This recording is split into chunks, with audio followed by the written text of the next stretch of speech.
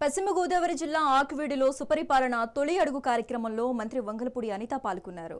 వెలమపేటలోని ఇంటింటికి తిరిగి కూటమి ప్రభుత్వం సంక్షేమ పథకాలు అందుతున్నాయా లేదా అని అడిగి తెలుసుకున్నారు. డయాలసిస్ పేషెంట్ ను గత ప్రభుత్వంలో పెన్షన్ ఎంత తీసుకున్నారు, ఇప్పుడు కూటమి ప్రభుత్వం వచ్చిన తర్వాత ఎంత తీసుకుంటున్నారని ఆరా తీశారు.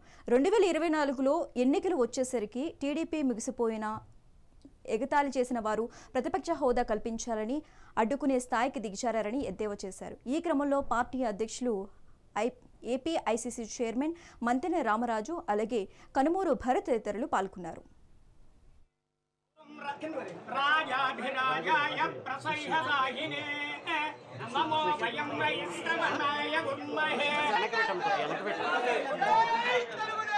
రాష్ట్రాన్ని అప్పుల పాలు చేసే వాళ్ళు వెళ్ళిపోయినా సంక్షేమ కార్యక్రమాలు, అభివృద్ధి కార్యక్రమాలు ఇవ్వాలి అని ఒకే ఒక కారణంతో ఈ రోజు ముందుకొచ్చే పరిస్థితి కనిపిస్తా ఉంది. ఇందాకే నేను ఒక అతనికి వెళ్ళాను, డయాలసిస్ పేషెంట్.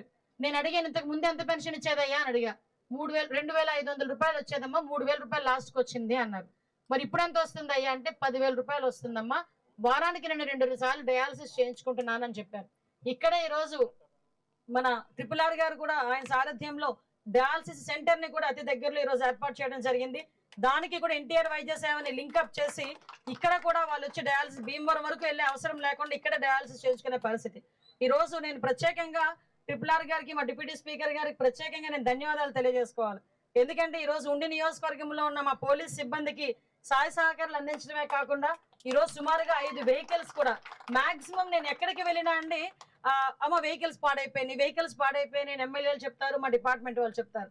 కనీసం వాళ్ళు నాకు ఆ మాట చెప్పలేదు. నాకు ఫోన్ చేసి అనిత నేను మీ డిపార్ట్మెంట్ కి 5 వెహికల్స్ ఇస్తున్నానమ్మా అని చెప్పి ఆ రోజు నాకు చెప్పడం, అదే విధంగా నా 5 వెహికల్స్ కూడా ఈ రోజు మా డిపార్ట్మెంట్ వాళ్ళకి హ్యాండ్ ఓవర్ చేయడం. రాష్ట్రాన్ని అప్పుల పాలు చేసే వాళ్ళు వెళ్ళిపోయినా